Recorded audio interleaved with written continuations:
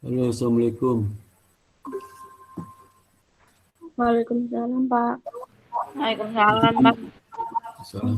Mohon maaf ya, itu internet di rumah lagi mati nyambung nih sepakai paket data nih ya. Paket data ya. Paket data saya pakai untuk ini kuliah ya. Takut mati lagi ya.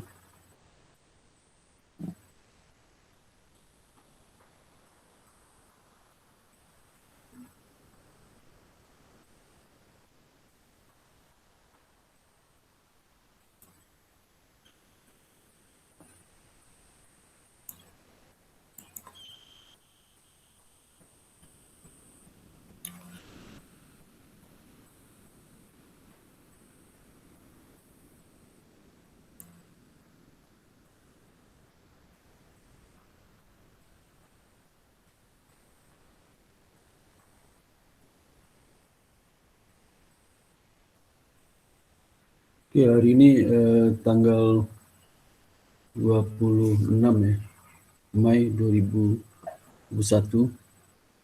Kita kuliah yang ke-12 ya. Itu chapter 24 ya. 24. Chapter berapa? Chapter chapter 22, chapter 22 ya. Itu membahas mengenai accounting changes ya.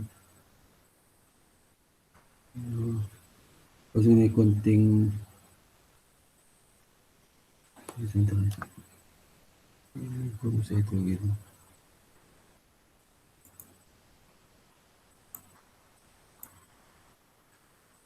Ya. Ini mengenai accounting changes ya. Accounting change dan error analysis. Itu tujuannya nanti kita mendiskusikan mengenai jenis-jenis perubahan accounting change ya. Dan accounting for change dan bagaimana akuntansi untuk perubahan tersebut dalam kebijakan akuntansi. Yang kedua, menjelaskan akuntansi dan pelaporan dari perubahan dalam estimasi. Pada estimasi ada accounting policy. Menjelaskan accounting for menjelaskan mengenai ada pencatatan dari ada peristiwa jadi error kesalahan ya. Analisis dampak di error tersebut. Dan ada 4 subtopik ya. Pertama kita bahas accounting change, dan change in accounting estimate, accounting error, dan error analysis ya.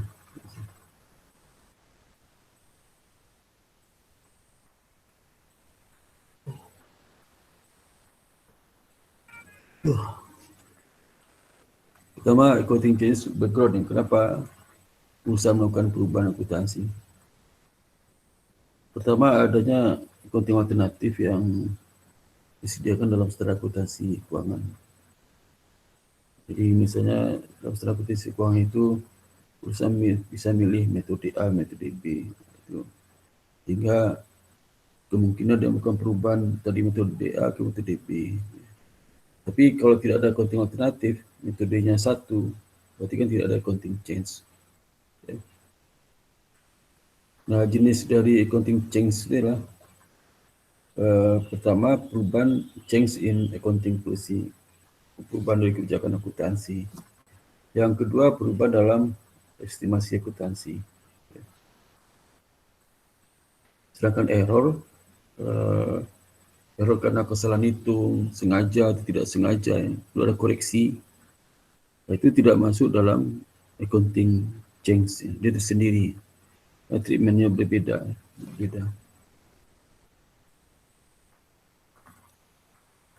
Nah, kalau kita lihat yang pertama jenis accounting change itu ya, kalau perubahan dalam accounting policy, contoh aja ya, itu perubahan dari dari kebijakan akuntansi yang diterima umum ke kebijakan akuntansi terima umum lainnya.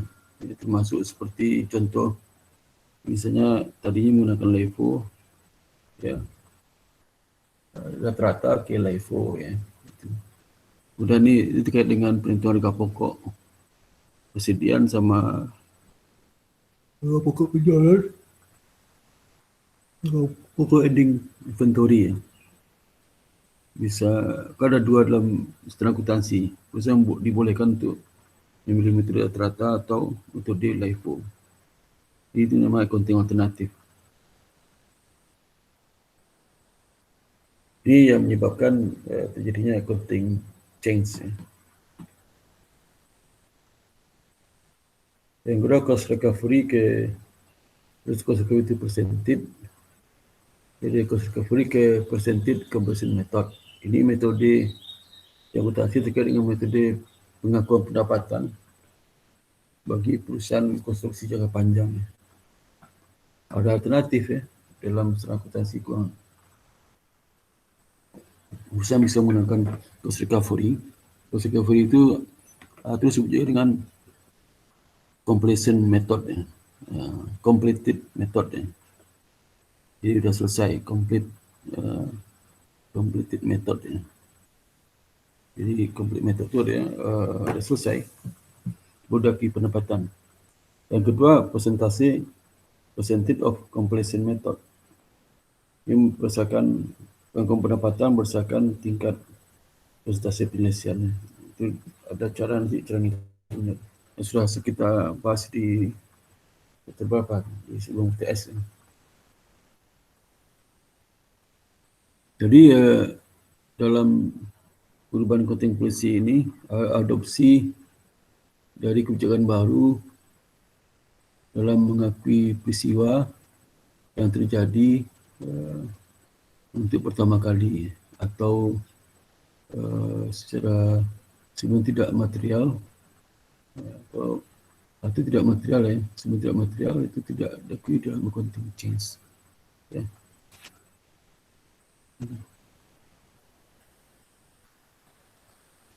Ada 3 pendekatan untuk pelaporan perubahan tersebut, ya. Accounting changes itu, accounting change. Yang pertama, perubahan itu hanya berdampak pada saat sekarang aja. Berdampak pada periode sebelumnya ataupun periode yang akan datang. Currently, ya. Yang kedua, perubahan itu dampaknya retrospectively, ya. Jadi dampaknya hanya periode sebelumnya harus di-adjust, ya. Sebelumnya di-adjust sehingga periode sekarang ke depan itu sudah menggunakan cara yang baru, ya. Yang sebelumnya di-adjust. Yang ketiga, prospectively, di mana dampak dari kebijakan itu tidak mengadjust rata-rata masa lalu, tapi hanya mengadjust rata-rata masa depan, ya. Di ke depannya. Jadi kalau berubah awal tahun 2021, maka yang sudah terjadi 2020 tidak ada adjust. Jadi adjust itu hanya akibat perubahan ini adjustnya tahun 2001 sampai tahun-tahun berikutnya.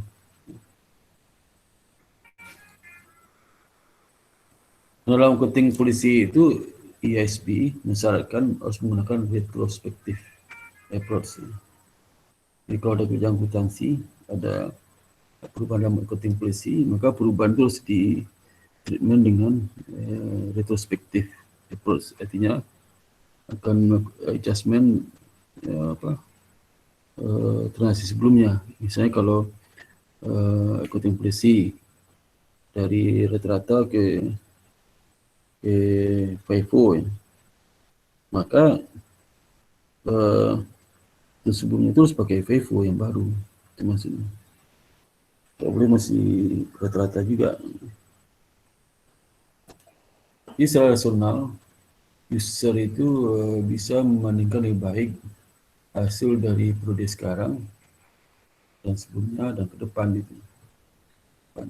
Jadi kalau nggak di-adjust sebelumnya, nggak bisa dikomparasikan. Karena sekarang udah menggunakan yang baru, apalagi laporan keuangan komparatif ya. 2 tahun komparasi 2 tahun atau sebelumnya menggunakan metode lama nggak bisa dikomparasikan. Karena yang sebelumnya itu harus di-adjust dengan metode yang baru. Itu istilahnya dengan proforma neraca dan proforma laba rugi.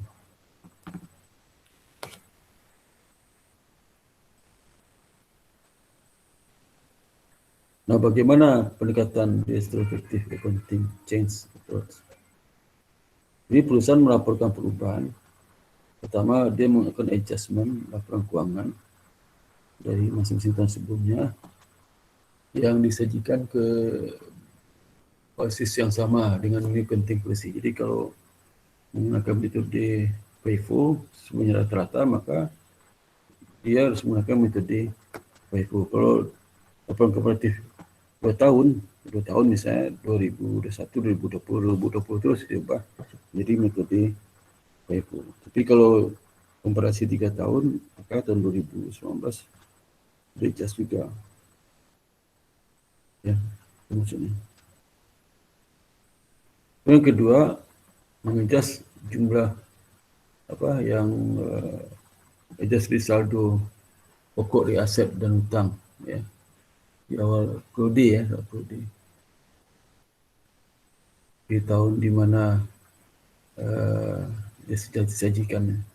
Dia melakukan offsetting adjustment terhadap neraca saldo pembuka dari earning terus dilakukan adjustment juga, atau komponen-komponen yang lebih tepat, komponen equity yang tepat yang lain, atau net asset pada saat awal yang pertama disajikan. Di retrospective accounting change seperti contohnya long term kontrak ya.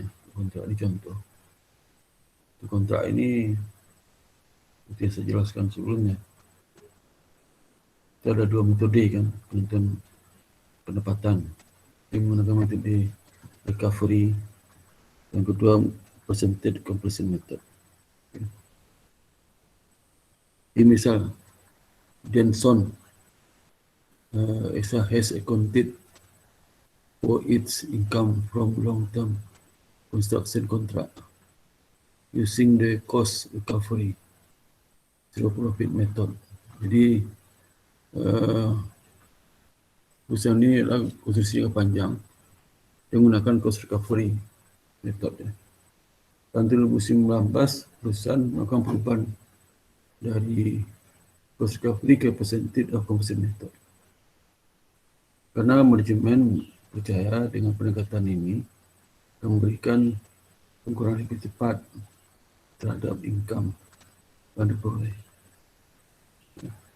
Untuk tujuan pajak, perusahaan menggunakan tetap cost recovery method dan program untuk melanjutkan di masa depan asumsi 20% effective tax rate 20%.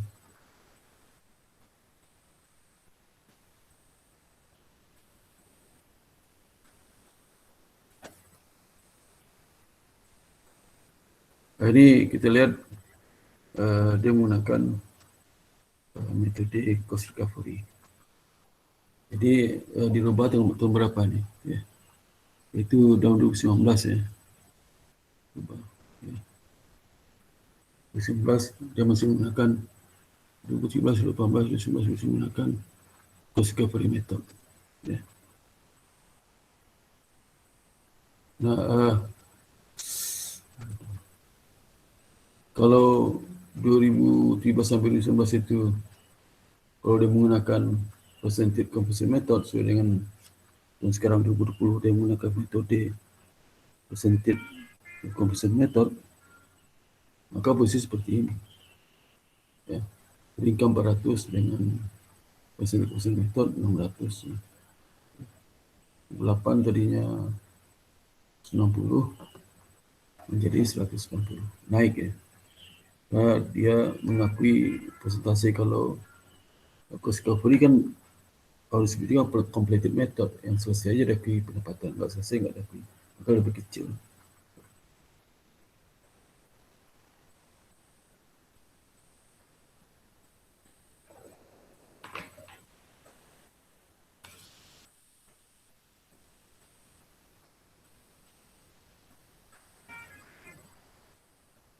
Nah, kita bandingkan ya. Jadi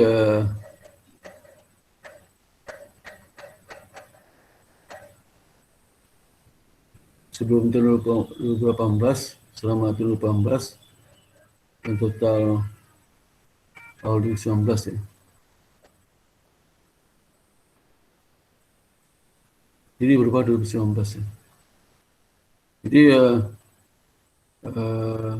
kan sebenarnya cost recovery, percentage of compensation method. Kalau dia compensation method 2018 sebelumnya itu, ini 18 sampai 2017 ya. Sebelum 2018 itu 600.000. Kalau siapa? Berarti 2017 kan.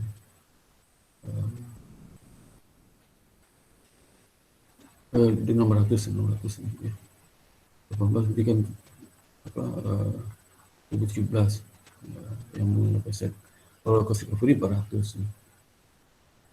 Kemudian perbedaannya sebelum 2018 itu 2017 ini. Katakan 2017. Ini perbedaannya lebih tinggi itu kan metode yang baru, pendapatan Dequeen itu 200. Berdampak ke pajak, kelebihan itu berdampak ke pajak 40% dari kelebihan ini 80.000, naik pajak 80.000. Kemudian dampak ke income-nya jadi income bersih jadi naik 120, 200 kurang 80, 120.000 kenaikannya aja. Dalam tahun 2018 sudah sama, kalau plastik compensation method 180.000 ya, ini 180.000 kalau plastik compensation method ya, kalau itu 160 ini, kalau dia video lama 160 ya. Nah, ya. Ini 160, sisinya 180 kurang 160, 20.000. Dampak pajaknya karena dia ada kenaikan, pajak juga naik. Terpajak dikali dengan kenaikan itu. Sehingga dampak ke income, pendapatan kurang pajak.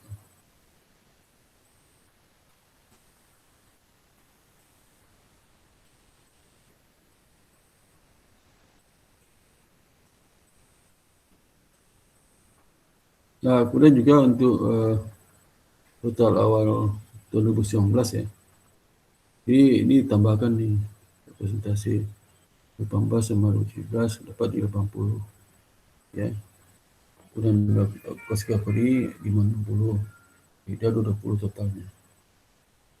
Dampak pajak total 2018-2017 itu 4.000. Dampak income-nya 130.000. Dan 2019 ini, 19 ini, itu kalau menggunakan cost recovery 190, kalau menggunakan percentage 200 ini. Nih. Di sisi 10.000. Dampak pajaknya persen kali 10.000 yang 4.000. Dampak income-nya 6.000. Ya. Sehingga jurnal dibuat awal tahun 2019 itulah prosesnya 200 karena kan ada tambahan. Jadi ketambahan itu kan masuk ke CIP. Masih ingat kan transaksi konten kontraknya sudah kita pelajari. Terus yang proses di DPET. Dan juga deferred tax liability 88 ini dampak ke pajak kan ada 220 kelebihan kita menggunakan metode baru sehingga di pajaknya 40% di 220 ini 88.000. Kemudian retained earning, ini income ini kan masih retained earning sekitar 2.000 ya. Nah, bagaimana pelaporan perubahan terkait dengan kebijakan itu ya. Jadi pengungkapan utama yang dipersyaratkan sebagai berikut ya. beserta dalam ungkapannya disebutkan di dalam disclosure itu karakteristik perubahan accounting principle itu. Perubahan accounting principle ke accounting changes ini siapa aja. Ya.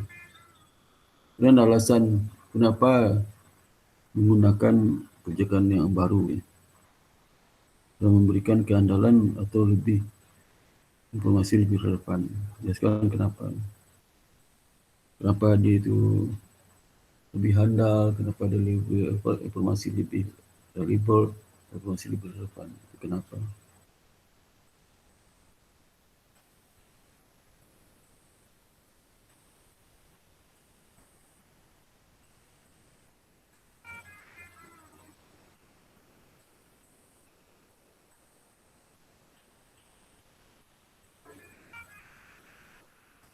Ya, kemudian juga yang ketiga itu dalam periode berjalan dan setiap periode sebelumnya disajikan itu harus ada estimate practicable jumlah adjustment. Seperti misalnya untuk masing-masing pulang keuangan item apa yang dipengaruhi. Dan yang kedua, basic diluted earning per share-nya seperti apa setelah ada perubahannya. Ada pengaruhnya ke EPS. Ada pengaruh EPS karena net income-nya berubah kan. Dan jumlah yang adjustment terkait dengan periode sebelumnya itu harus disajikan juga. Ya. Digarap to extend practicable. Harapan ke depan seperti apa? Ada contohnya. Ya.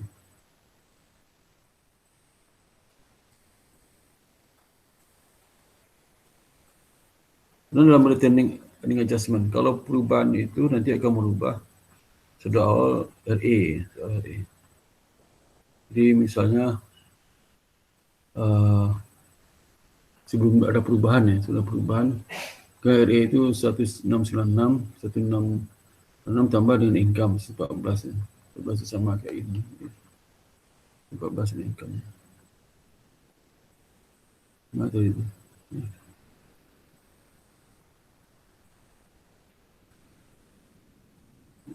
Ini kan 14 ya. Ini metode ini. Itu 14 kan. 11, 18, 14, 296, 17, 240. Ya. Itu. Ini ya.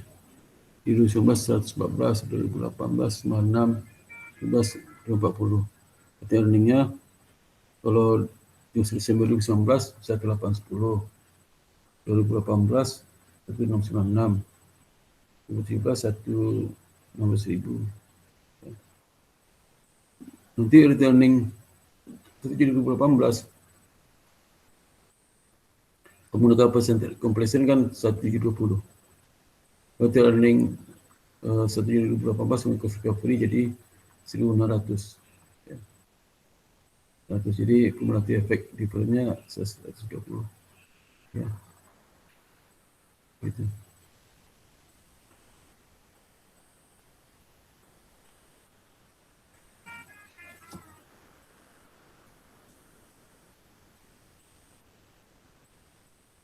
Berarti kan returning sebelum perubahan kan 1600 ya.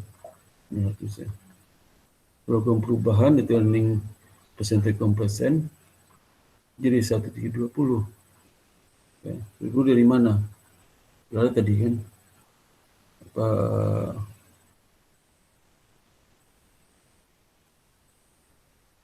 yang menggunakan percentage compression method. Ya. Semuanya ada. Ada belum mencantumkannya? Income. Ya. Atau bisa juga serang ngetes ya. Bukan 1600 nih. Dan income 96. Ya. Berapa nih income kalau dia menggunakan percentage compression method? Supaya 1720 ya.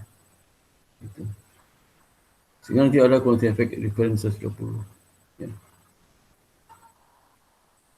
Latent earning adjustment yang dibuatlah earning awal tahun 2018 dengan percentage compression itu adalah 720. Yang lama 120. Nanti efek difference 120.000. Ya. Jadi waktu kita nyusun earning statement 2018-2019 ini kan laporan kooperatif ya. Kooperatifnya kita perhatikan ini kan returning 2018 kalau menggunakan metode lama kan 1.600. Kalau dia menggunakan metode baru di mana terjadi kenaikan 120 masukkan sini namanya adjustment for the cumulative effect on the years applying retrospectively new method of accounting for construction contract 20.000 ya. Sehingga returning 1 Januari setelah di adjusted 2018 itu ya, atau 1 Januari 2019 ya, atau 1 Desember 2018 1720 ya, sudah menggunakan metode yang baru ya. Dan income yang masuk adalah 108.000. Income adalah income yang menggunakan metode yang baru. Jadi sehingga saldo akhir 2018 itu 188. Ini jadikan saldo awal 1 Januari 2019 188. Dan dapat income 120 dan ending Desember 1.948.000. Ya.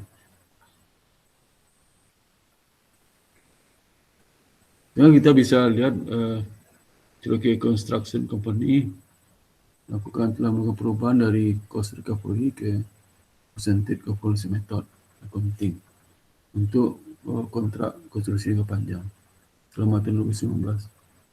Yang pajak perusahaan menerapkan cost recovery method akan meneruskan pada tahun ini untuk periode berikutnya. Ini mengadjust seluruh take home consequence zero their deferred tax liability account dan dia appreciate information related to this change is as follow.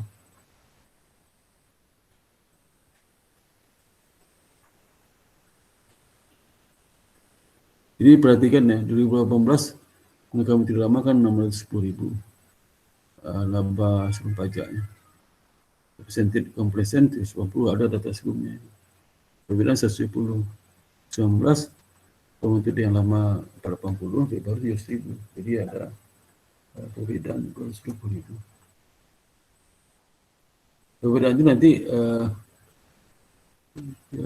ini sama dari data ini ya. Nah, diminta dengan soal minta asumsi tax rate-nya 30%. Apa yang jurnal diperlukan untuk mengadjust accounting record terhadap perubahan dalam accounting principle. Yang kedua, berapa jumlah net income related earning yang akan dilaporkan tahun 2019. Asumsikan seluruh related earning tahun 2018 itu adalah menjadi 100.000.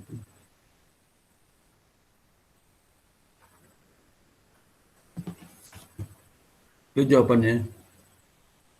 Ini pertanyaan pertama kan ini apa jurnal itu bukan untuk adjust accounting records. Jadi kita lihat pre-tax income from long term contract ya. Ini perbedaan cost recovery dengan percentage completion 2018-2019. 2018 beda 110, 2019 beda 220, sehingga net of tax-nya 110,5, 3,5 perbedaan itu. Beda. Nah, yang dicatat perbedaan ini saja. Jadi jurnalnya lah CIP 110 ya. 110 ini 2018 itu. Kemudian deferred tax 5950 500. Dan returning 110 500. Kenapa 2019 enggak dibuat adjustnya? Karena ini kan dirubah tahun 2019. Yang awal tahun 2019 saja 2018 dilakukan perubahan. 2019 sudah menggunakan metode yang baru.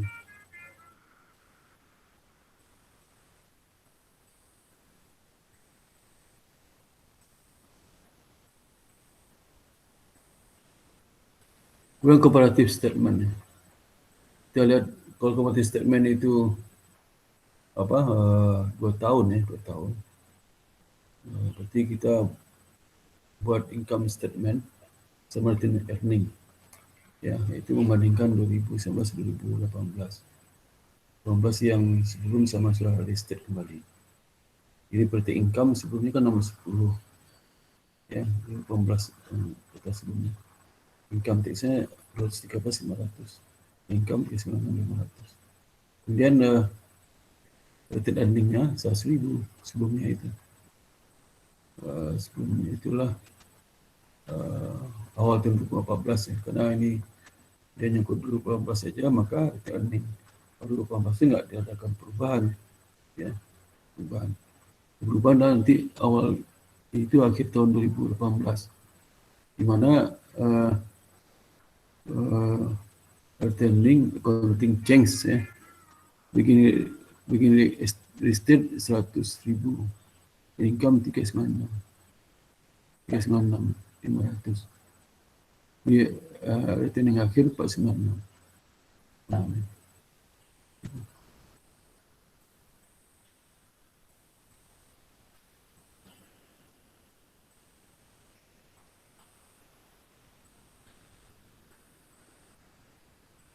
Nah, kemudian untuk restate kembali ya, 2018 menggunakan metode yang baru itu 80 itu income-nya pajakan 23% dari ini. Dan income-nya 50%. Karena sudah awal retained earning kan nggak berubah, accounting change ya, change untuk sudah awal 2018 nggak ada perubahan. Ini income-nya 507 di atas ini. Ya. Pada retained earning akhir 607.000 ya.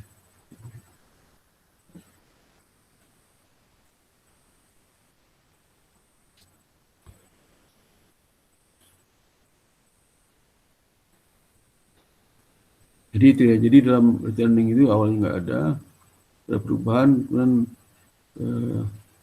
income-nya dari 396 jadi 507.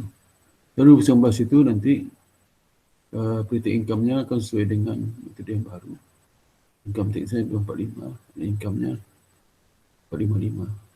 Sehingga retained earning awalnya adalah retained awalnya yang ini 496 ini yang mau diperbaiki. Nanti dimasukkan accounting change ya, perubahan akuntansi itu 123 ya. Jika dari mana dapatnya?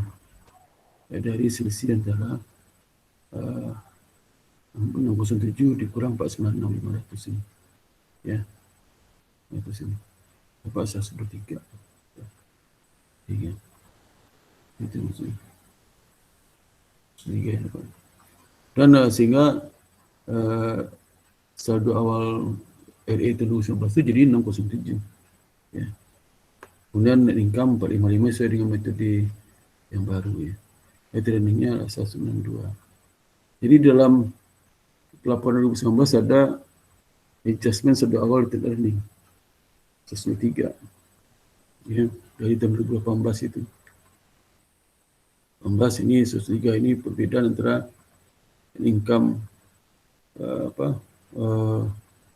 yang lama dengan yang baru. Ini kelebihan 103 500 ya.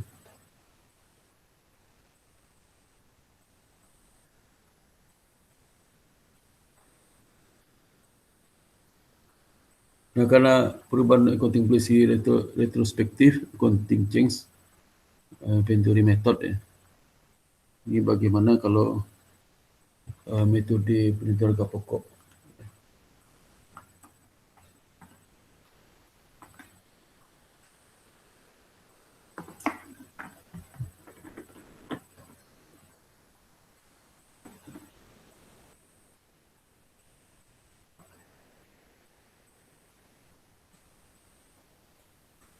Jadi misalnya Lancer Company telah menghitung ya selama ini untuk harga pokok inventory, baik harga pokok penjualan sama harga pokok ending inventory.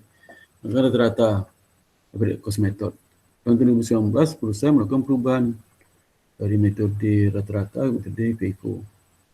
Alasannya ini, mereka percaya bahwa Pendekatan ini akan memberikan pengukuran lebih tepat daripada sebelumnya terhadap angka pokok inventory. Dari angka pokok penjualan ke angka pokok sedan akhir. Informasi tambahan untuk Lancer Company inilah, Lancer Company ini telah mulai operasi tahun 1 Januari 2017. Pada saat itu, shareholder menginvestasikan 100.000 dalam bisnisnya dan menukarkan saham dengan disetorkan 100.000 diterima sahamnya. Sebagai tambahan informasi bagi Lancer Company, yang kedua adalah semua penjualan, pembelian dan operating expense periode 2017-2018 itu dengan tunai. Jadi aliran cash perusahaan ini selama periode tersebut adalah sebagai berikut: 2017, 2018, 2019. Itu penjualan, pembelian, operating expense, cash flow from operation current, itu tunai, penjualan tunai, pembelian tunai, beban operasi tunai, sehingga cash flow operatingnya sama. Tidak usah menggunakan account basis. Dan saya menggunakan data method itu dalam pelaporan ini. Yang keempat, inventory telah ditentukan berdasarkan effort cost dan FIFO untuk periode 2017-2018 sebagai berikut. Jadi kita lihat bagaimana kalau rata-rata cost method diterapkan dari 2017 sampai 2019. FIFO diterapkan 2019-2017. Ini perbedaan.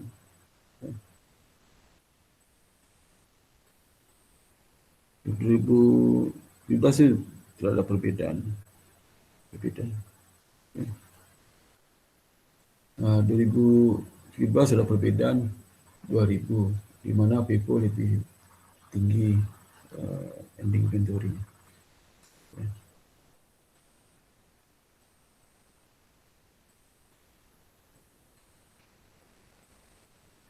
Itu seterusnya. Ini sudah 5.000, 7.000. Yang kelima, cost of goods sold berdasarkan rata-rata cost FIFO 2017-2018. Ini. Ini kan ini ending inventory. Jadi ini berdasarkan COGS. COGS-nya itu kalau rata-rata 80.000, kalau FIFO 34.000. FIFO lebih rendah ya daripada rata-rata. Perbedaannya 2.000, 3.000, 2.000. Dia lebih rendah ya. Ini kan lebih tinggi ya. Lebih tinggi. Ya, FIFO lebih tinggi. Dan kalau COGS lebih rendah. Seperti itu.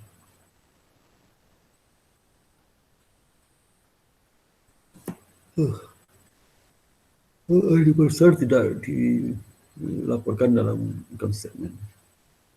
Semua dampak pajak untuk ilustrasi ini itu diabaikan. Nah, sudah perhatikan ya. Ini 2017, 2018, 2019.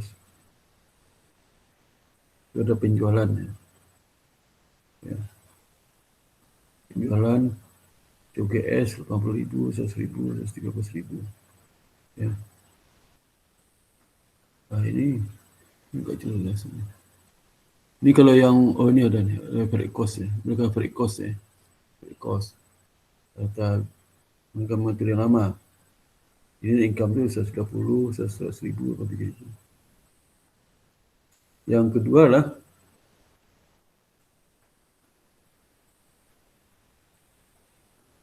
itu retail earning-nya menggunakan metode yang lama itu rata-rata. Jadi retail earning selalu akhirnya 2017 20.000, 2018 2020 3707. Ini metode yang lama ya. Nah, kemudian metode lama di atas ya. Kemudian bagaimana melaporkan di cash flow ya. Cash flow ya. Di atas itulah itu rata-rata ya. Inventory-nya juga metode data yang ada di COGS. Kalau di neraca ini inventory-nya ini ya. Inventory 10.000, 10.000, 32.000 ya. Gitu. Dan ini 10.000, 20.000, 30.000. Pasti dari sini nih. Ya 10, 20, ya 7. Ya. Nah kemudian arus cash ya, arus cash. Arus cash itu 2017 sampai 18. Ini karena ada tunai semua, naik cash flow, operating 110.000, 95.000. Dan cash flow from financing ya, pembibitan saham baru 100.000 sekali jadi awal 2017 karena tahun pertama operasi perusahaan ini 2017.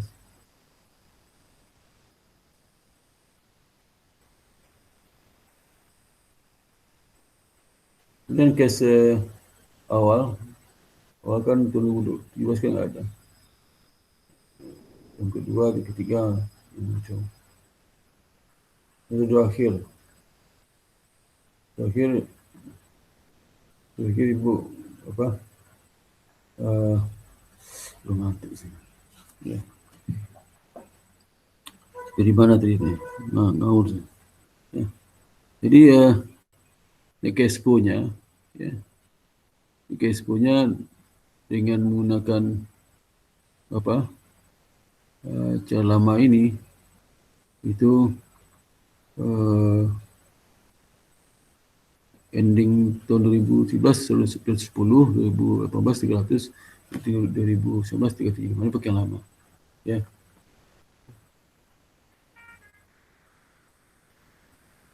Registrasi 28 sebagai berikut ya. 28 tunjukkan laporan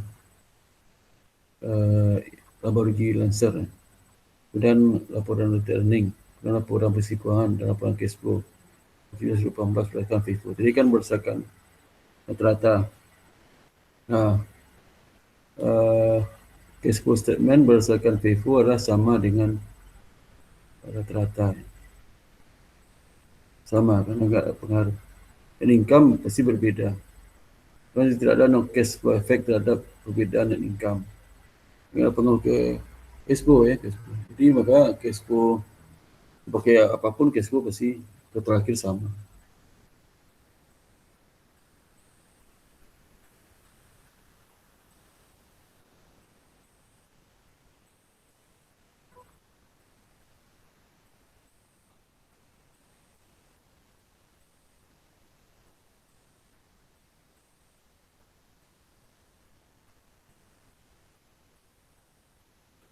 Gitu ya.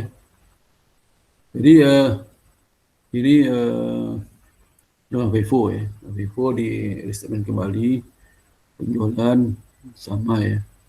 Untuk FIFO 8, 97, 111.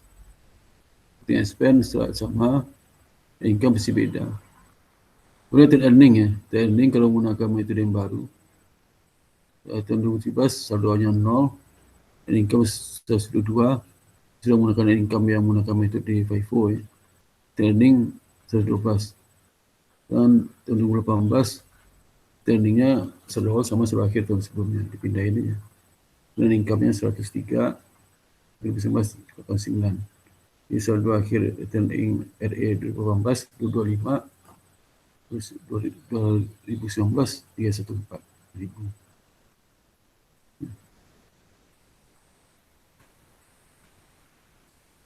Kalau posisi keuangan di neraca itu inventory-nya pasti dia lebih tinggi. Ini data ada sebelumnya 20.000, 25.000, 30.000. Sehingga mempengaruhi total aset.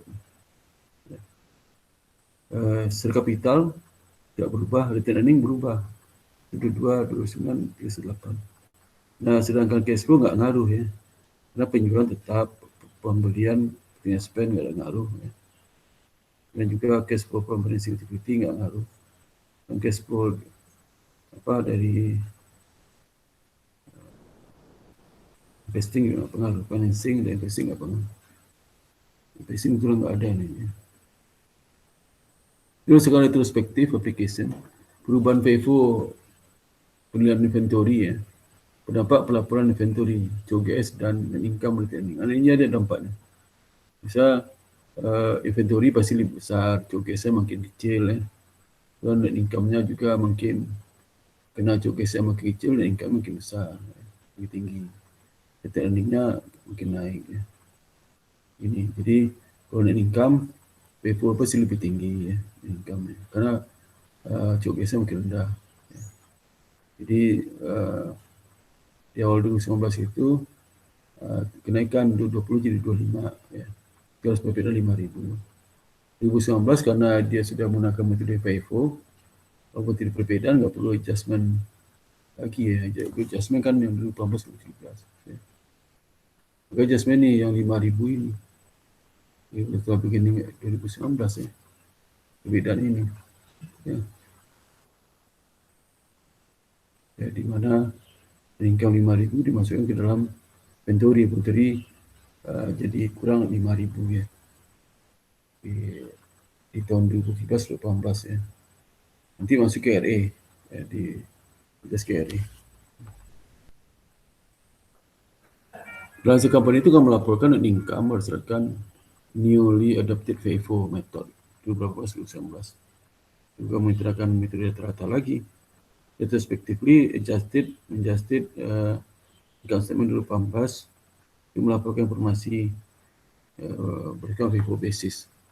Catatan differential statement isinya menunjukkan karakteristik dari perubahan, berapa perusahaan melakukan perubahan, dan apa dampak tiap tahun bersangkutan, yang memberikan data berdasarkan perbedaan penting ya antara dilaporkan berdasarkan rata-rata dibandingkan dengan FIFO. Kemudian data earning adjustment. Jika langsung menjanjikan statement 2018-2019 bersama FIFO, maka dia harus melakukan perubahan saldo awal di RA di Januari 2018 ya. Perbedaan sebagai berikut ya. Jadi trending sejak 2018 FIFO 2022, kalau RA kalau bersama rata-rata 20, jadi kumulatif efek diferen 2000 ya. Dan 2000 dia adjusted beginning balance serta earning 1 Juni 2018 kelebihan dari FIFO sama tadi pesan. Jadi earningnya 2018 120. Adjust ada perubahan tahun 2017-2000. Kemudian nanti earning adjustment 2018 itulah 122 ya. Kemudian income 103. Kemudian earning Desember 1 25 500. Kemudian 2019 saldo awal 225, ada lagi adjustment, kalau sudah adjust di tahun 2018 ya.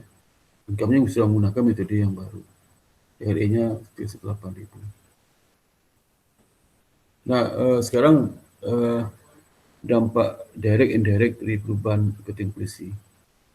Dampak langsung ESP melalui posisi bahwa perusahaan harus melakukan retrospectively apply, melakukan retrospectively, harus adjust improvement terhadap dampak langsung dari perubahan reporting policy.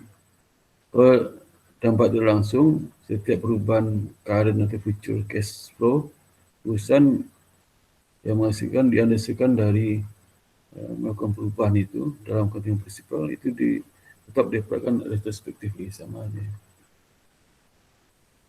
Impracticability inilah itu perusahaan tidak bisa menerapkan perubahan-perubahan itu diperbolehkan ya. Jadi diperbolehkan perusahaan tidak bisa menerapkan dengan asumsi sulit menelusuri dampaknya itu. Kalau itu terjadi, maka perusahaan dibolehkan tidak melakukan retrospectively, harus melakukan prospectively. Jadi perusahaan tidak harus menggunakan retrospectively aplikasi jika satu kondisi sebagai berikut terjadi. Misalnya perusahaan tidak bisa menentukan dampak retrospectively aplikasi karena banyak sekali jenis inventory. Jadi dia tidak bisa melaksanakan retrospectively. Retrospective application memasrakkan asumsi mengenai niat dari manajemen di periode sebelumnya. Ada manajemen sebelumnya. Karena retrospective application mensyaratkan estimate signifikan yang menunjukkan perusahaan tidak bisa mengembangkan lebih jauh. Nah, kalau kondisi terjadi, maka perusahaan tidak dibolehkan tidak mengatakan retrospectively, dia menggunakan prospective valuation untuk perubahan accounting principle gitu ya. Yang practicability itu ya, ada di istilah kita juga ada. Ya. Nah, perubahan dalam accounting estimate yang kedua ya, ada dua jenis tuh, accounting policy sama accounting estimate. Kalau dia perubahan estimasi, contoh bad debt ya. Bad debt itu bisa estimasi persentase penjualan dan sebagainya. Kemudian inventory obsolescence itu inventory yang persentase kerusakannya dan sebagainya. Useful life, residual value aset, nah, ini juga estimate ini ya. Jadi saya di perubahan metode pengusutan, kalau dulu termasuk perubahan accounting policy, tapi sekarang termasuk perubahan accounting estimate, sehingga treatmentnya berbeda. Jadi tadi saya jelaskan juga, kalau di accounting policy, treatment dari perubahan itu dilakukan retrospectively. Tapi kalau accounting estimate dilakukan prospectively, tidak mengecas catatan sebelumnya. Jadi kalau metode pengusutan dilakukan perubahan itu tidak usah mengecas pengusutan sebelumnya, sekarang dan ke depan aja. Nah, manfaat umur dan residual value aset ya. Kemudian periode benefit dari deferred cost ya, itu juga termasuk perubahan. Misalnya tadi kita deferred cost itu sisa umur ekonomis setahun, kita jadikan 2 tahun ya. Dan liability for warranty cost, income tax ya. Liability for warranty cost, warranty kan juga bisa lakukan estimasi, tadinya 40% yang mengklaim, sekarang jadikan 50%, ini bisa. Recoverable mineral reserve, ini cadangan dari mineral. Jadi kita pikirkan 3 ton atau 4 ton, nah itu estimasi, nggak usah mengecas catatan sebelumnya. Nah, perubahan dalam depresiasi estimate pengusutan, jadi 3 tahun umur sekarang jadi 4 tahun, nah itu juga termasuk estimasi. Metodenya, estimasi umurnya, estimasi dari bukunya, itu masuk dalam perubahan estimasi. Fair value dari financial asset, financial liability. Aset itu dari kenaikan, nah, itu nggak usah melakukan adjustment catatan sebelumnya. Jadi dalam perubahan accounting estimate itu di-treatment dengan prospectively, arti tidak mengecas potensi sebelumnya. Jadi accounting for estimate inilah periode perubahan jika perubahan berdampak pada periode hanya atau periode perubahan dan periode berikutnya jika perubahan berdampak. PSB memandang perubahan estimate itu sebagai kejadian normal, kondisi kejadian normal dan penyesuaian, sehingga mengizinkan untuk melakukan treatment secara retrospectively. Ini contoh ya. Contoh prospectively itu perubahan metode penyesuaian ya. Nah, misalnya Arcadia AS membeli equipment 510 ya.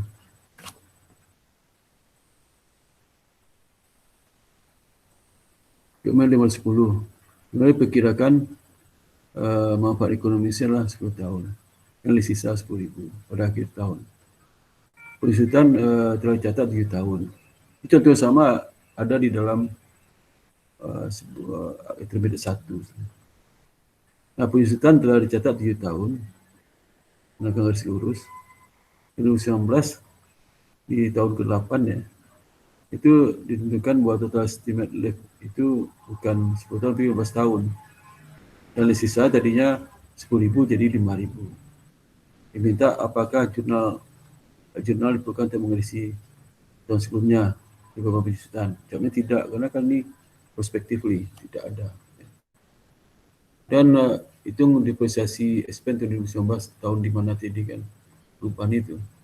Nah, kita hitung ya, jangan hitungilah. Kita hitung berapa nilai buku awal 2019 ya. Nah, jadi yang sudah kan diperoleh 510, residual value yang lama 10.000. Yang bisa disesuaikan 500. Manfaat useful life 10 tahun. Jadi bisa 4 tahun kan 250. Kalau sudah disesuaikan 7 tahun berarti akumulasi 350. 350 itu nanti kita hitung berapa book value-nya. Book value-nya awal tahun 2019 itu EQM 510, akumulasi 350, book value-nya 160.000. Book value 160.000 ini digunakan sebagai dasar untuk depreciable cost asset ya. Juga saya bisa masukkan ya 160.000 awal menggunakan 160.000 itu seumurnya berapa itu? 8 tahun lagi ya. 8 tahun lagi kan 15 tahun, udah pakai 7 tinggal 8. Jadi bagi 8 aja ya. Jadi untuk penyusunan tahun 2019 sudah menggunakan metode menggunakan data yang baru di mana bisa umur 8 tahun ya. Kemudian nilai buku yang divestasikan 160.000 ya. Ini 160.000 dikurang dengan residual value 5.000 dapat 125.000. Bapak ini tinggal 8 tahun ya. 15 ini bagi 8 aja, jadi dapat 11.375. Sebab penyusunan tahun 2019 dan berikutnya itu 11.375 per tahun ya. Ya akhir tahun 2019 ya. Gitu. Jadi pengungkapannya ya, pengungkapan.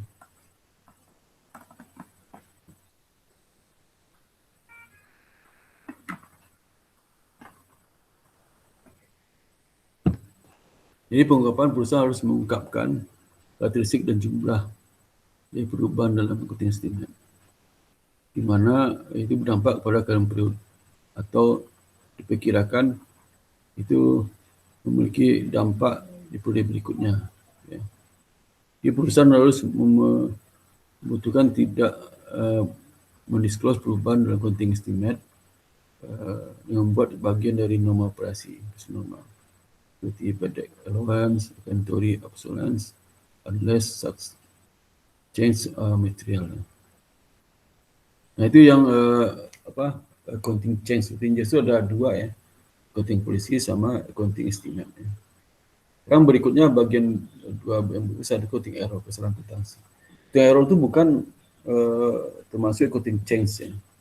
Itu sendiri. Accounting change itu ada dua, accounting policy sama estimasi, perubahan estimasi. Kalau jadi kesalahan, itu masuk accounting error. Ada beberapa jenis accounting error ya. Yang pertama, itu perubahan dari eksekutansi yang tidak terima secara umum sesuai dengan akuntansi yang berlaku. Ya. Jadi berlaku tidak bisa terima. Misalnya dia merubah dari rata-rata ke LIFO. LIFO kan nggak boleh. Jadi dianggap error tuh. Dia koreksi lagi. Dan kedua kesalahan di matematik hitung-hitung. Misalnya harusnya ending inventory 200, tulis 190. Itu error. Kesalahan. Ya. Lalu ada juga koreksi. Error itu di atas ini juga koreksi. Ya. Jadi kalau accounting change namanya jurnal penyesuaian ya. Untuk kalau dia retrospectively.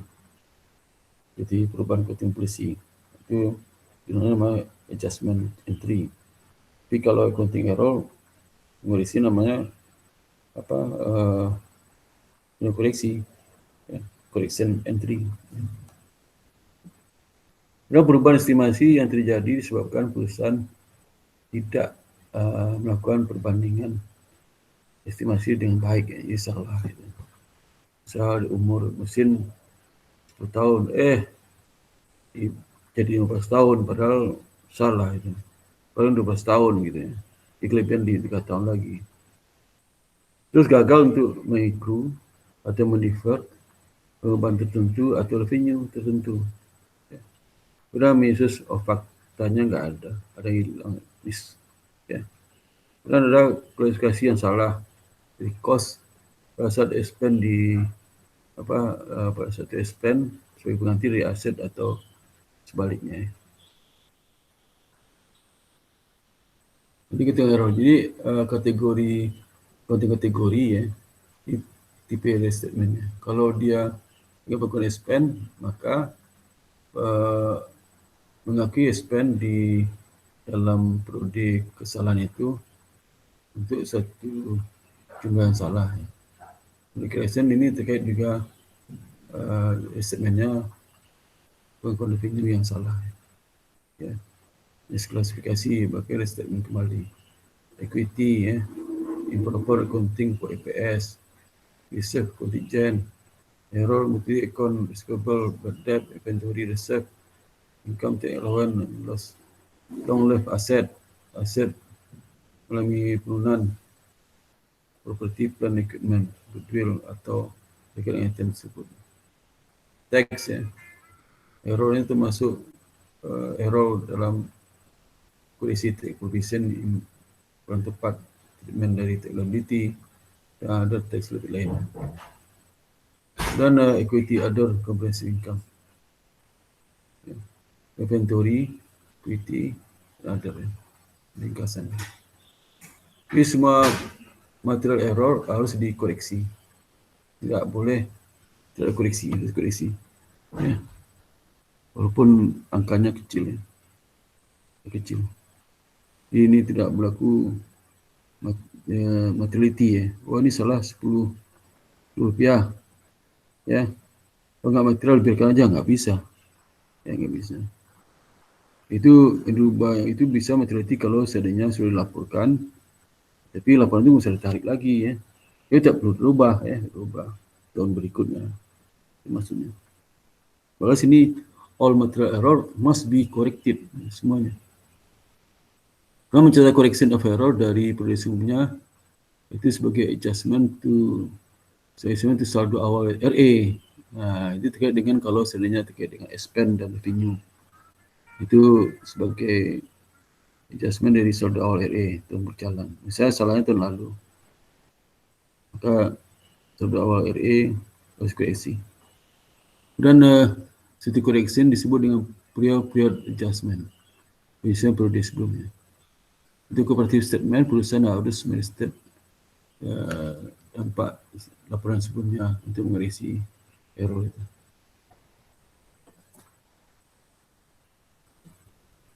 Nah, ini contoh koreksi error, ya.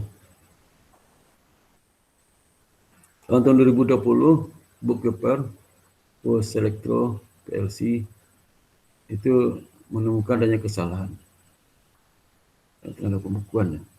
Tahun 2019, perusahaan gagal untuk mencatat penghasutan 220.000, ya, terkait dengan penghasutan gedung baru yang selesai dibangun. Kalau dipakai perlu disutkan. Terus lalai sering gitu, ya. Dan bangunan ini itu hanya bisa representasi gedung ini itu merupakan aset yang bisa representasi dari milik dari perusahaan ini. Perusahaan mengoreksi secara langsung meliputi beberapa penghasutan, tax return dan correctly reporting as income tax payable. Jadi ini, ya, ini satu income, ya, tanpa error. Kalau error nih, kalau tanpa error kan ada 20.000 penghasutan, ya, sehingga income tax 100.000.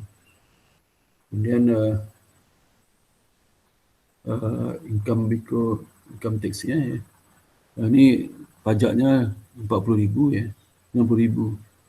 Dikoreksi, ya, ada penghasutan. Jadi income-nya 80.000, pajaknya di 32.000, 8.000. Ini apa jurnal dibuat oleh perusahaan ini. Nah, karena penghasutan belum diakui, maka tertanding, ya. Nah, ini, ya. Ini pertama perusahaan kalau tanpa error ini kan tidak ada jurnal untuk penghasutan, maka dibikin penghasutannya kompensasi berkumulasi expense. Kemudian yang kedua, income tax expense-nya kan 40.000, harusnya 32.000. Harusnya berapa? Harusnya 40.000 itu berapa? 30.000, harus 32.000 kan. Nah, 2.000 itu income tax expense-nya 30.000. Ya, di 40.000 kan dengan tanpa kesalahan 32.000. Ya, 2.000 ini juga ini dibuat koreksi gini. Koreksinya. Ini koreksinya adalah ini. Satu penghasutan misalnya ini, ya. Yang kedua koreksi untuk income tax expense. Income tax expense-nya kan 40.000, harusnya 32.000. Jadi harus kita kredit lagi ya. Isinya berapa nih?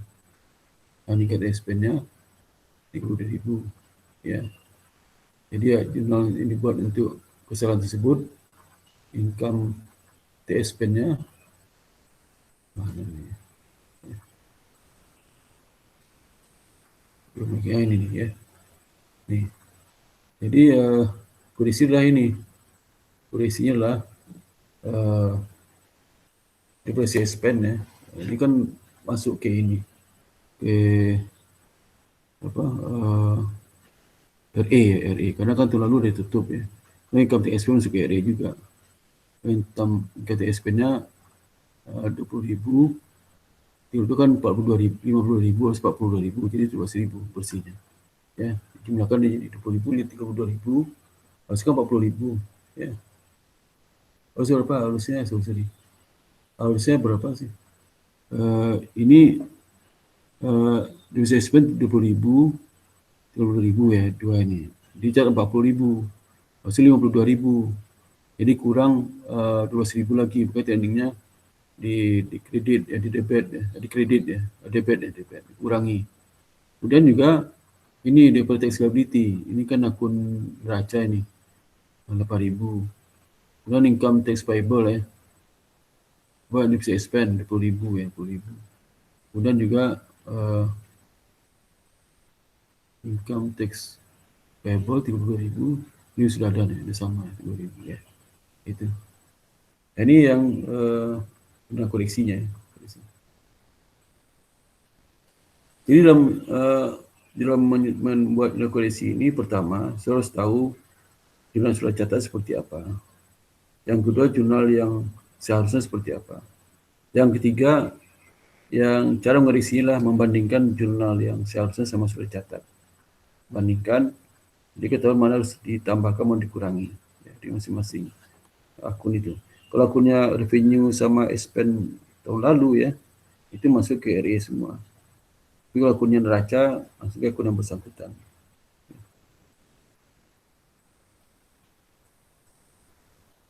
Bagaimana kalau reportnya sama,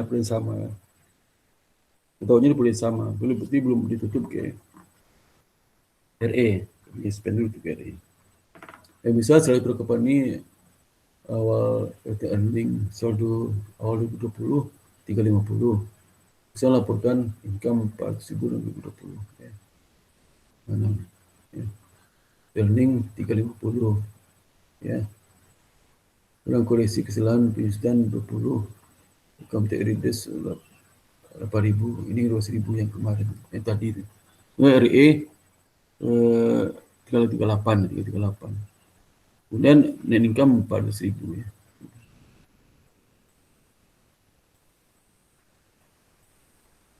Jadi retaining itu 738 ya. 738.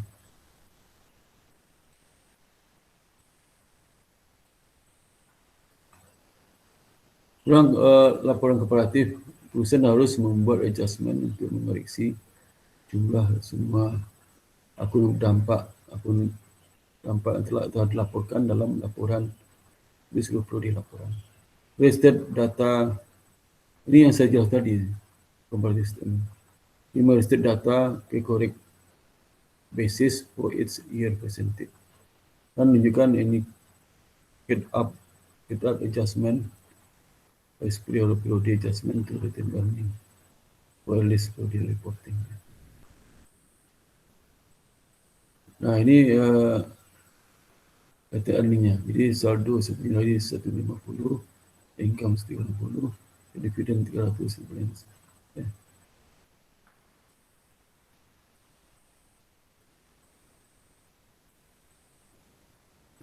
Jadi sebelum diterbitkan laporan tahun berakhir di Desember 2018, anda menemukan ada error 62500 ya, 62500.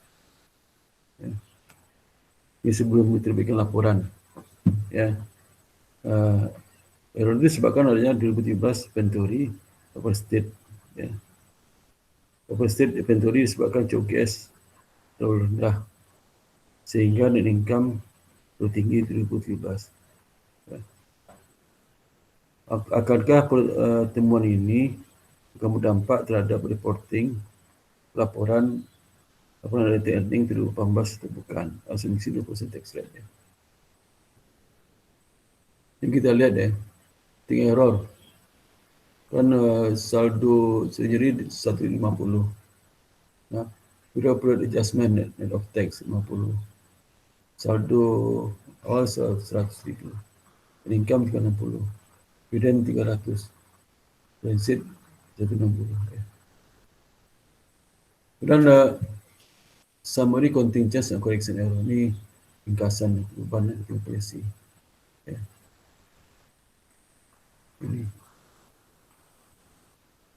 Ini menerapkan retrospektif approach untuk perubahan accounting policy. Kalau perubahan accounting estimate itu menerapkan prospective approach.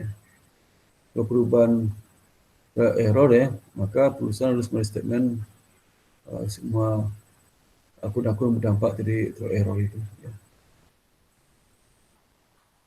Nah, manis error itu perusahaan harus menjawab pertanyaan berikut ini. Apa jenis kesalahan yang terjadi?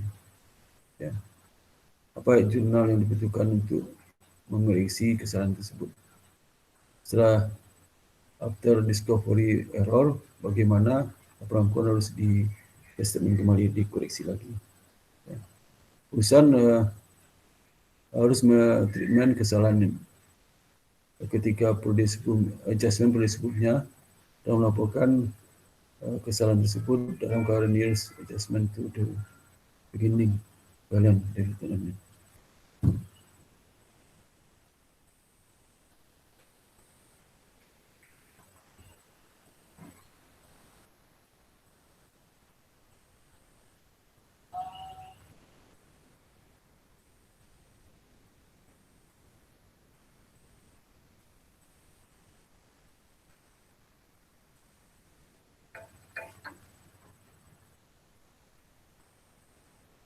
Jadi laporan posisi keuangan, jadi laporan kesalahan posisi keuangan. Jadi laporan posisi keuangan error posisi kesalahan posisi keuangan itu berdampak hanya penyajian aset liability account. Jadi kesalahan tahun berjalan diklasifikasi, jadi item diklasifikasi kembali ke posisi yang tepat. Dan tahun kesalahan sebelumnya di step laporan financial position tahun sebelumnya untuk tujuan komparasi. Kalau income statement error gimana? Kalau ada improper, ada ketidaktepatan klasifikasi revenue dan expense. Misalnya kesalahan karena tahun berjalan, klasifikasi item to its proper position. Kalau sebelumnya nanti maka di statement, income statement di periode sebelumnya untuk tujuan komparatif.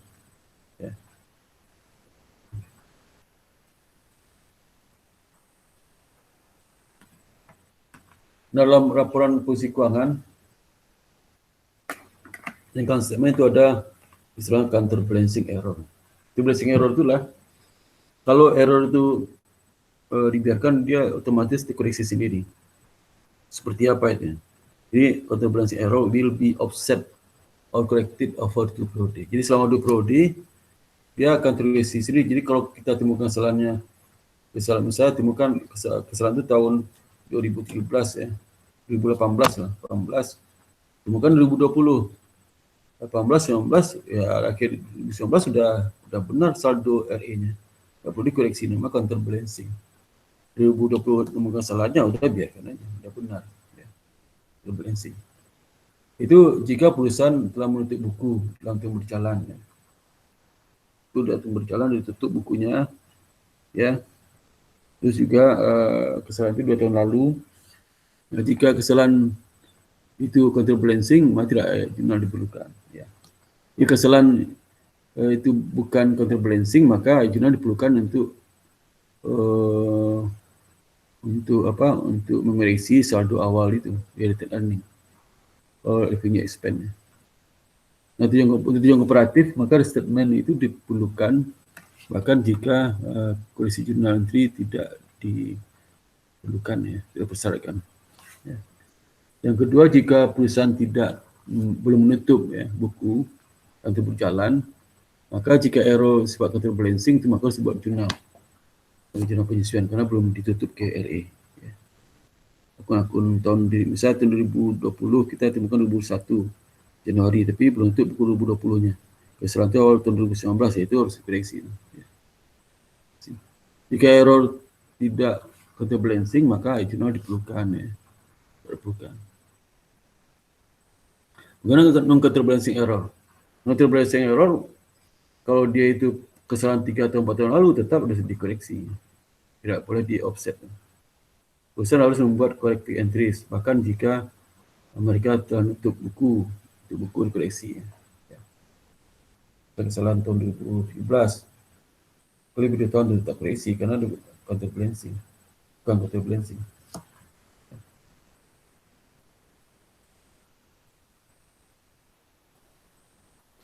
Nah ini misalnya adalah error analysis corrective entries. Misalnya ini sebagian saldo ya. Posisi 31 Desember 2019. Supplies, salary, interest payable, PP insurance, interest payable. Diminta asumsi bahwa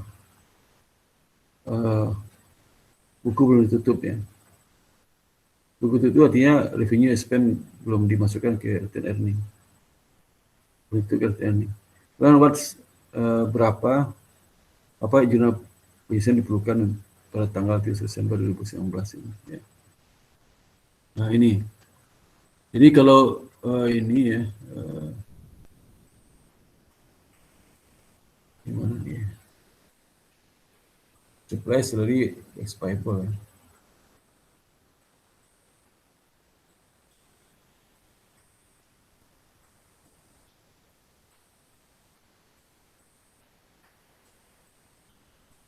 Jadi pertama asumsi bahwa buku belum tutup.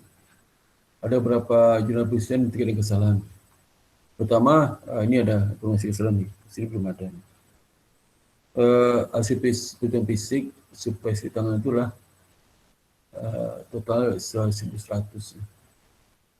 Sini berapa? Supaya.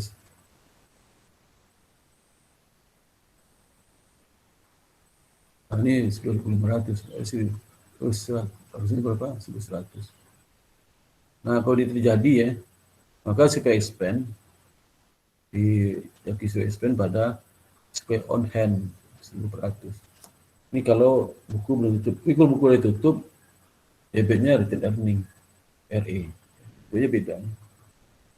Yang kedua, accrued salary, which is Desember itu jumlahnya 4.400 ya. Maka salary which is expand. Tadi kan berapa ini? Tadi kan berapa?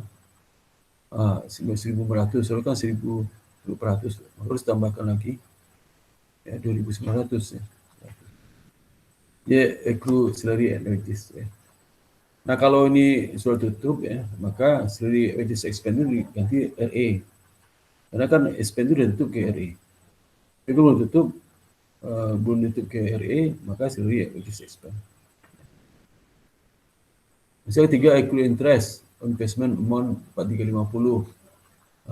Accrued interest 4.350 sini berapa? Nah, ini kan 15.000, harusnya 4.350. Ya. Nah, ini interest ini apa nih? Oh, interest investment ya, interest investment di sini belum ada interest. Belum ada ya. Jadi kalau belum ada berarti harus catat itu koreksi. Ya. Interest revenue. Oh iya ini 4.350. Sebenarnya 5.100 interest revenue. 5.100 mana? Oh ini interest receivable, sorry. Interest receivable ini. Interest receivable ini berasal dari interest revenue. Nah, sehingga harus interest receivable-nya harus revenue harus di kredit mana? Ya. Interest receivable-nya dikurangi, kemudian interest revenue dikurangi juga di 50. Tapi kalau sini sudah tutup, bukunya sudah ditutup, maka interest revenue itu jadi RA. Expired portion insurance policy total 65.000 Desember. Expired ya. Ini punya berapa?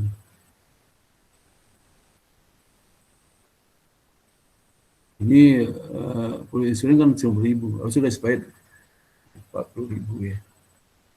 65.000. Berarti porsi yang sudah expired itu 65.000, maka insurance pay-nya 25.000.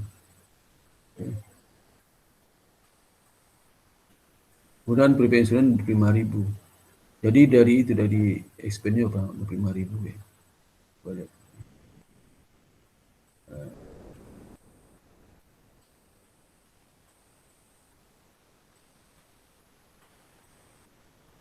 Data yang lengkap nih. Jadi prepaid insurance kan 90.000. Lagi nggak ada ya, lagi nggak ada. Tapi dari mana 65.000? Oh iya. Ini boleh expired ya. Jadi dari ini boleh expired belum diakuisisi beban ya. Kan 95 dikurang 90 dikurang 65 itu 5.000 ya. Nah kalau sudah tutup ini insurance expense jadi RA, return earning DP. Karena sudah tutup jadi insurance expense. Dan yang kelima, asumsi buku sudah not been closed ya. Not been closed juga. Oh masih tadi. Ini belum masih tadi ya. Kalau 24.000 telah terima Januari 2019 untuk sewa 2019-2020. Nah ini kalau 2 tahun berarti begitu aja. Rental income pada unused rent. Kalau udah tutup ini namanya RA pada unused rent. Kalau penyusutan itu catat 5.000 harus kan 50.000 masih kurang. Jadi depresiasi pada untuk depresiasi. Tapi kalau ini buku sudah tutup ke RA, bisa spend jadi RA. Ya, itu. Nah, ini asumsi kalau buku sudah tutup ya. Tutup semuanya di RA semua ya. Nah, ada spend itu RA, ada ini RA ya. RA semua. Sudah tutup ya. Akun lawannya sama ya.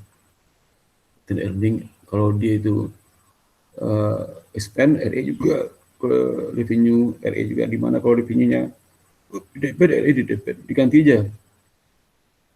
Yang expand dan revenue diganti dengan RA pada tempat yang sama. Ya.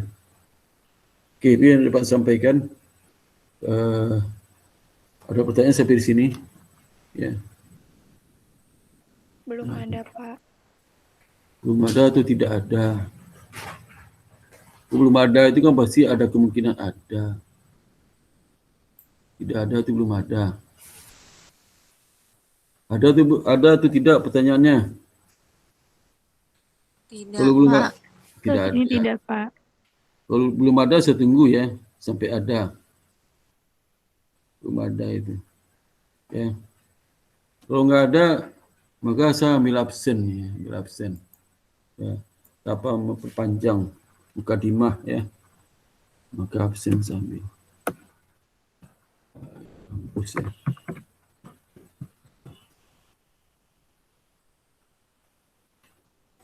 Kampus mana?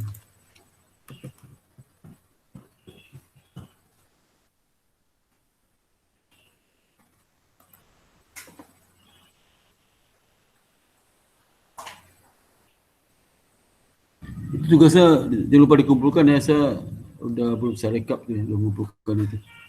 Ya. Ya, Pak. Sumpah saya sibuk sekali nih. Rapat mulu ya. Sibuk sekali saya nggak sempat belum tugas lain.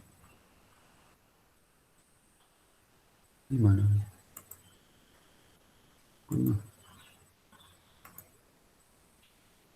UTS belum bisa periksa juga itu. Pokoknya banyak berdoa aja ya. Ya, Pak. Berdoa, pasrahkan diri ke Allah SWT.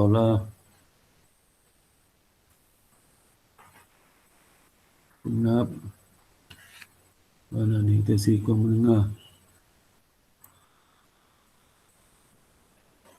Di pertemuan ke-12 sangat terasa je.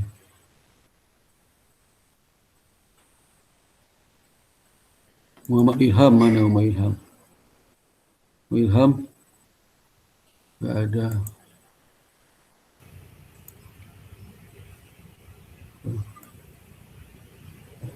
Galih. Hadir Pak.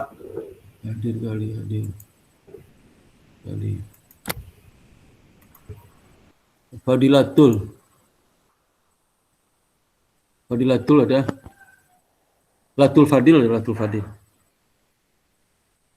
Fadilatul, Latul Fadil enggak ada. Atau Maulidah ada, Maulidah. Maulidah ada enggak? Di mana orang ni? Maulidah ya. Yohana? Hadir, Pak. Yohana hadir.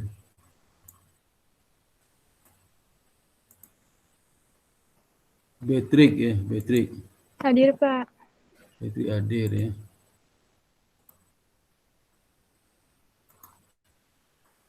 Ayu. Ayu mana? Ayu enggak hadir. Tika ada enggak Tika? Tika hadir. Oh, dua orang enggak hadir ni. Tika dan Ayu enggak hadir ni. Kalau Kuswandari hadir. Hadir juga ya. Nada? Hadir, Pak. Hadir, Nada hadir. Deliana, hadir Deliana. Hadir, Pak. Kena hadir.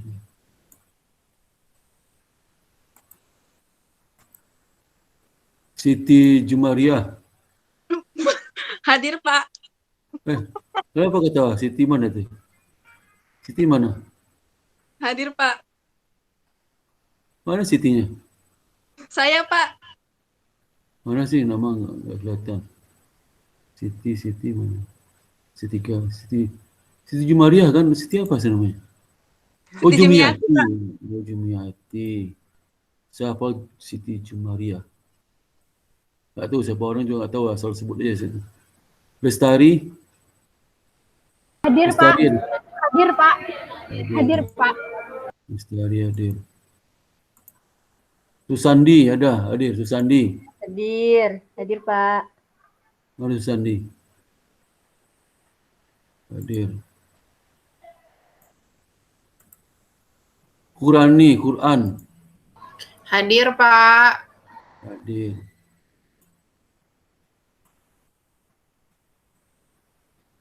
Atika hadir. Hadir, Pak. Atika hadir. Hadir, Pak. Wibowo hadir, Wibowo. Hadir, Pak. Perempuan jawab itu, Wibowo. Ini bapak je tu ya. Iya, Pak. Kalau dua, untung bapakmu ada di sebelahmu ada. Ada enggak bapak di Ada. sebelahnya? Ada, Pak. Waduh, dari kemarin saya tu. Kau panggil nama saya sih. Ya. Husna. Hadir, Husna. Pak. Mana Husna? Hadir. Mohon maaf ya bapaknya saya panggil. Kau namanya ada di sini. Ulan. Hadir, Pak. Hadir. Ulan hadir. Garbex sudah. Garbex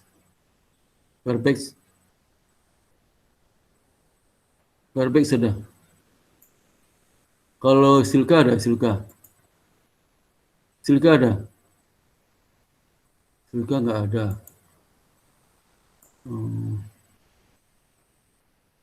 Ningtyas ada. Ningtyas. Hadir, Pak. Hadir Ningtyas. Azani.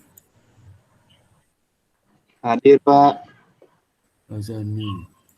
Tadi kamu pagi enggak datang ya? Aduh, ketiduran ya. Ketiduran atau ditiduri kamu itu? Hah? Pagi? Azani? Ketiduran? Kenapa Pak? Kamu pagi tadi enggak datang? Pagi tadi datang Pak, tapi sinyalnya jelek banget. Mati-mati. Untungnya kamu nggak mati. Sinyal mati atau kamu mati? Sinyal mati ya? Sinyal apa mati Pak? Saya tadi udah nyoba masuk nih, keluar lagi. Udah masuk setengah nih. Tiba-tiba keluar sendiri Pak. Oh iya, iya. Berarti hadir setengah dong, bagaimana bikinnya itu setengah? Maksudnya udah masuk nih setengah pelajaran, habis itu keluar. Oh. Gara-gara mati datanya. Wifi-nya mati. Wifi kamu pakai apa? Saya pakai First Media, Pak. Hapus media. Saya pakai apa? Apa? Bineka. Tadi juga Bineka mati juga tadi. Sebelum dimulai 15 menit sebelum mulai mati itu. Bineka Tunggal Ika. Nabila Hadir, mana? Pak. Hadir. Pratama. Hadir, Pak. Pratama. Hadir. Hadir, Pak. Iya. Pratama hadir. Sabel. Iya. Sabel Iam. Hadir, Pak. Hadir ya. Sebel. Iya. Ningtyas. Ningtyas mana? Ningtyas diam aja. Adinda? Maila Sofa hadir. Maila Sofa? Hah? Maila Sofa hadir? Hadir. Oh kok Ayung Tias nggak hadir? Ayung Tias nggak hadir, Maila Sofa hadir. Ayung Tias nggak hadir, tapi Maila Sofa hadir. Memang orangnya beda tuh Mbak? Hah? Beda orangnya. Maila Sofa sama Ayung Tias beda. Dia langsung menghilang langsung. Menghilang. Lini. Ini Hadir, ada Pak. Hadir. Hadir.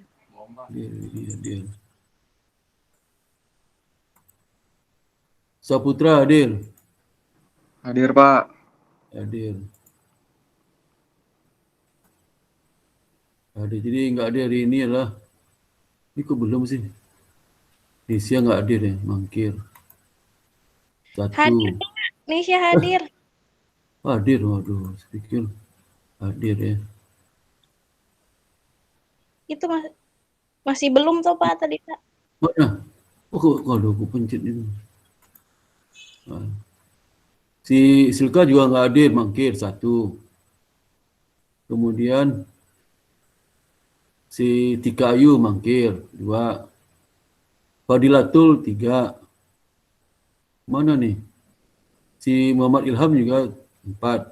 Ya ada 4 orang ya. Ada 4 orang. Gak masuk ya. Ada tuh beritanya kemana mereka berempat itu. Itu jalan-jalan habis lebaran keempatnya. Gak tahu kemana keempat, gak tahu. Ya. Pak Ilham tadi izin ke toilet Pak, di chat di Google Meet-nya Pak. Izin ke toilet, mana nih?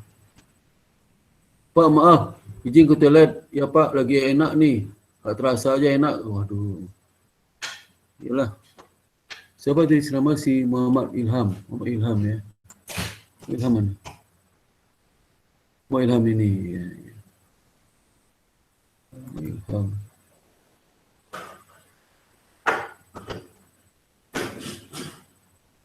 Hadir.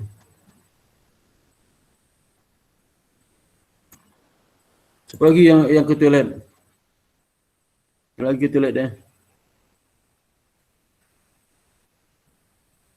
Oke, kalau nggak ada lagi pertanyaan ya. Ini sudah tolong dicari latihan soalnya ya. Semuanya. Jadi kalau dikasih tugas 2, cari semua latihan supaya sudah paham ya. Karena ini chapternya agak bingung soal ini. Koreksi itulah penting nanti kalau sudah ngambil mata kuliah audit ya. Audit. Jadi koreksi itu syaratnya pertama, terus menguasai seluruh akuntansi keuangan. Semua transaksi keuangan harus kuasai bagaimana mencatat yang benar. Ya.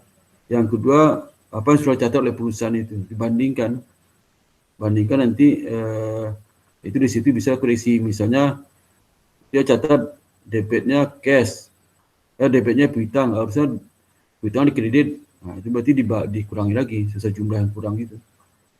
Tapi kalau nggak tahu yang benar nggak bisa koreksi ya. Audit, banyakkan mahasiswa nggak bisa ngurisi. Audit kalau ngurisi gimana? Bisa ngurisi. Tapi mata kuliah audit itu harus psikologinya harus kuat. Kalau nggak kuat psikologinya nggak bisa. Audit kompetensi. Jadi audit itu memang ada aplikasi untuk audit, tapi kan nggak semua kesalahan bisa deteksi oleh aplikasi itu, harus ada analisis dari auditornya ya. Walaupun ada di audit, tapi nggak jamin juga ya. Ada analisis dari auditor. Jadi siswa harus menguasai intermediate, kan soal intermediate hampir habis nih ya. Hampir habis. Tinggal satu chapter lagi, chapter 25 ya. Chapter 25, 24, 23 kita lalu 3 itu bisa sekasi itu. Harus case, nyusun case, oke. Karena di silabus nggak ada. Langsung. Waduh, putus nih.